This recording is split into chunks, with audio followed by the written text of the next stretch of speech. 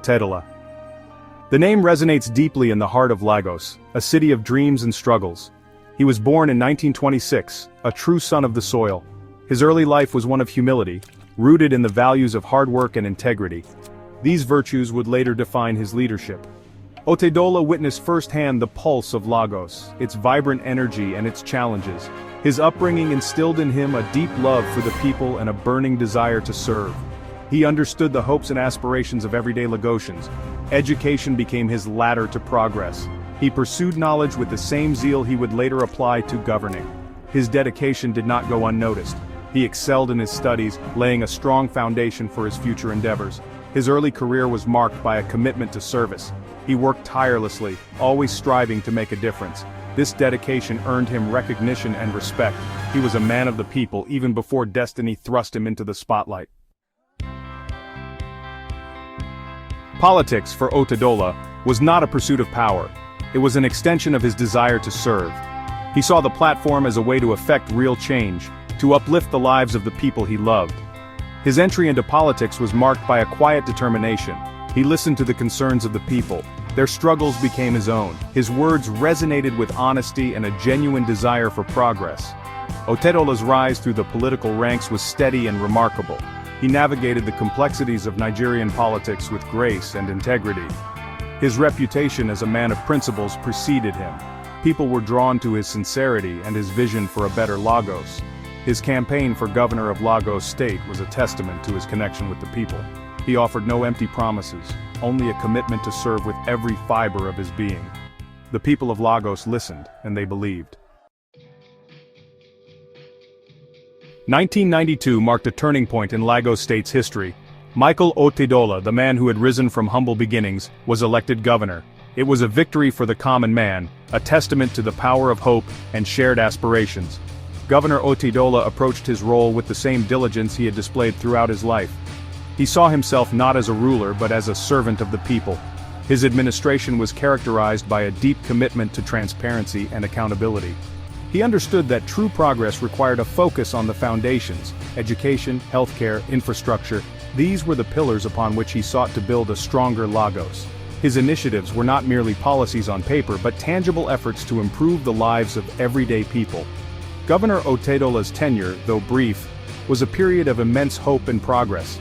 Lagos, under his leadership, dared to dream of a brighter future. Little did anyone know that storm clouds were gathering on the horizon, threatening to cut short this era of promise. Governor Otedola envisioned a Lagos that would stand tall, not just within Nigeria but on the world stage. He understood the city's potential as a hub of commerce, culture, and innovation. His plans were ambitious yet grounded in reality. Education was a cornerstone of his vision. He believed that an educated populace was the key to unlocking Lagos's true potential. He invested heavily in schools, ensuring that children from all walks of life had access to quality learning. Healthcare was another priority. Governor Otedola understood that a healthy population was essential for progress.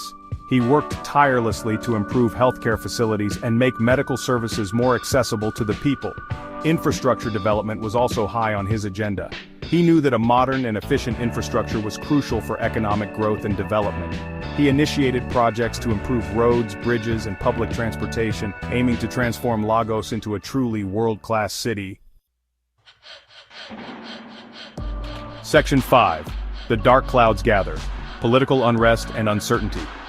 The hope that blossomed during Governor Otedola's early days in office soon faced a chilling wind. The political landscape in Nigeria, always volatile, began to shift ominously. Whispers of discontent within the military ranks grew louder, casting a shadow over the nation. The reasons for the military's unrest were complex and multifaceted. There were accusations of corruption within the civilian government, allegations of mismanagement of resources, and a growing sense that the country was veering off course. For Governor Otedola, these developments were a source of deep concern. He had always believed in the power of dialogue and diplomacy. He urged restraint, calling for calm and a return to constitutional order. But the forces of discontent were already in motion. The military, sensing an opportunity to seize power, began to make its move. The fragile peace that had held Nigeria together was about to be shattered once more. Section 6. A Nation Betrayed. the military coup that shattered a dream.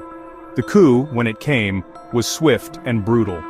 In the early hours of a fateful morning, soldiers stormed key government buildings, taking control of radio and television stations. The airwaves crackled with the pronouncements of the coup plotters, their voices heavy with self-righteousness.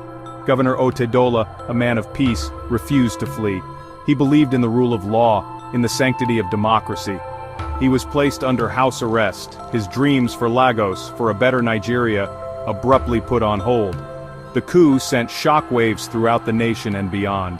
The international community condemned the military takeover, calling for a return to democratic rule. But the coup leaders, drunk on power, paid no heed. The coup marked a dark day for Nigeria, a nation that had tasted the sweetness of democracy, only to have it snatched away. For Governor Otedola, it was a profound personal betrayal, a cruel interruption of his service to the people he loved. Section 7. Picking up the pieces. Lagos after Otedola's governorship. The military's grip on Lagos tightened. The city, once vibrant with hope and progress, now seemed to hold its breath, uncertain of what the future held.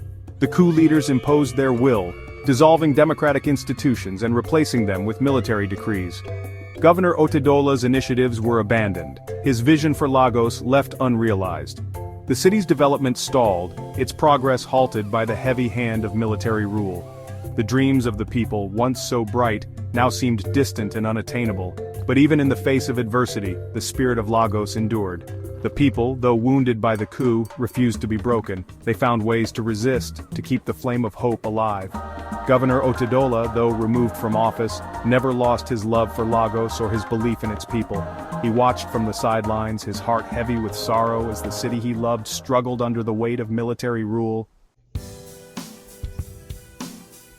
Section 8. A lasting legacy. Michael Otedola's enduring impact. Though his time as governor was cut short, Michael Otedola's impact on Lagos proved indelible.